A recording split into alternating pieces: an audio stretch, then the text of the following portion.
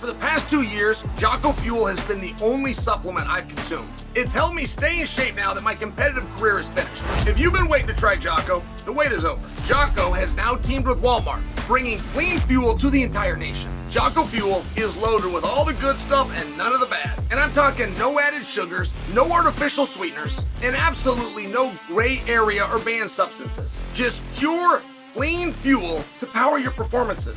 Jocko Fuel is now available in Walmart nationwide. Products available at your local Walmart are Jocko Malt, ready to drink, Jocko Malt powder, and Jocko pre-workout. How convenient. Guys, the time is now. Consider trying some of my favorites like Jocko Go and Jocko Hydrate. You can even do it online. Use code CHAEL30 at JockoFuel.com or just stop by your local Walmart and get your hands on some Jocko ASAP. Don't wait, might not last. Fuel up with Jocko Fuel and crush your goals. Now there's no excuse for not having clean fuel. Guys, I want you to go get Jocko Fuel today at Walmart. What's the hardest division in MMA right now? And I don't think we need to limit it to an organization.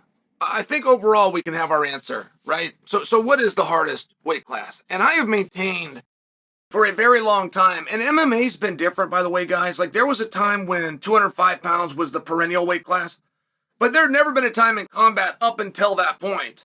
Chuck Liddell, Tito Ortiz, Randy Couture. It was the three of them, and they're trading it back and forth, and you get 4 or 5 good years just out of this little three-way dance. Every other in combat sports was always the heavyweight. So we've seen some different things, but right now, industry-wide, what do you believe to be the most difficult weight class? And I have a feeling if we were to all start debating and arguing, we would very quickly agree on 145 and 155. And sometimes those athletes even come down, they can, and there's even kind of a reason where you couple them together. I remember Conor McGregor when he was the pound-for-pound #1. That was not a title that they let him hold very often. He did not have that for very long, but as the simultaneous interim champion, world champion, a world champion, 3 different belts in 2 different weight classes, which were the hardest in the sport, it's the title he should have had. And there's a reason that it went from Volkanovski for a while and then it goes over to Islam. And it's not because Islam and Volkanovski fought it out. It's because 155 or 145 is the hardest division, and you can debate about it, but the pound-for-pound great is likely going to come from one of those 2 divisions for the very fact that they're the hardest divisions. Now, I tell you that because as I'm staring at this thing for Max, I mean, you go back and you look at Max Holloway's record, okay? Nobody can be compared to RDA. RDA had the absolute hardest schedule in the history of MMA, but there's not a debate. So you got to just throw RDA out. You can't count him or you ruin the conversation. Max and the guys that he's fought at the time that he fought them, Max was the youngest guy in the entire UFC. Those little interviews that you see of Max going around where he's this kid in Hawaii and he's talking about, how do you quit? How do you quit? But what's that? How you tap out? How you quit, man? Even if you don't beat him, you can at least think you're a winner, at least in your own book. You guys have seen that? It's very cute. It's very cute and adorable as this Max kid. Man, he made that thing like 4 or 5 years before he debuted in the UFC. He debuted. He was a young kid. He was 20 years old. And I know the law loves to tell us that an adult is at 18. No way. No way. Particularly for a young man. He doesn't have control of his body until he's around 25, 26. Your body will continually grow, and dude, you'll weigh this and you'll weigh this and you'll get a little bit taller and you don't even have control of the fundamentals. Max is in there fighting the best guys of the world. And he's fought at 45 and 55. The one fight that got away from Max that was signed, that he was supposed to have, he missed it by 24 hours, was against Khabib. That's how hard his schedule. His schedule is so hard that the match that he tried to do that got away from him was Khabib. You guys remember that out in New York? So now Max is going up to 155 pounds. I feel like Max has power, and it's not much. It's not much, but he's got a level of it because of that belt. I feel like I got to remind people, but Max is champion right now. And it's a championship that we as a community would really like to have a lineage.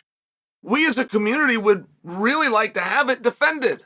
Dana himself, who doesn't make many mistakes, but admits to mistakes even less often, said, man, I made a mistake talking about Max and Topuria. He said, they're halfway through the second round. I realized I should have put the belt up because these are two bad mother effers, right? It's one of those things like, yeah, okay, let's all get on board here. And now there's already talks of Max, when he does fight next, putting that belt up. In fact, they even got an opponent in Dustin Poirier. But before we discuss Dustin and Max, because that will be a third time, and it's very rare that you go to a third time if outcomes haven't been split amongst the first two times. So I just look at that and I think, well, Max needs to call somebody out that he thinks he can beat. And if he doesn't do that, he's going to end up in a deep end, and there might be no coming back. At 155 pounds, you have the top 5 guys, which also happen to be stars. Okay, you have 6, 7, 8, 9, and 10, who completely are murderers row. Absolute hammers. Nobody knows or even care why they do 11 through 15. But let's just talk about these two. But the problem at 155, more than any other division, they don't ever go out of top 5 to find a world title opponent. Breaking into that top 5 is very hard unless you can become a star. Now you got to have a name as well. This is where Tony Ferguson did his most generous act. The Charles Oliveira story, as you guys know it, Charles the champion, Charles the former champion, Charles the contender, it doesn't exist without Tony Ferguson giving Charles that opportunity. Because you had 5 stars. And then you got another 5 absolute hammers that'll never be given an opportunity. And I bring that to you because it would be very easy to see Max get thrown in there with, well, let's go with Fitzaev. Just for fun. Let's go with Patty the Batty. Just for fun. Let's go with King Green, probably a little less likely. Let's go with Moyakano. Do you have a certainty of victory for Max in any one of those fights? And you win it for the opponent either, right? Like Max can beat all those guys.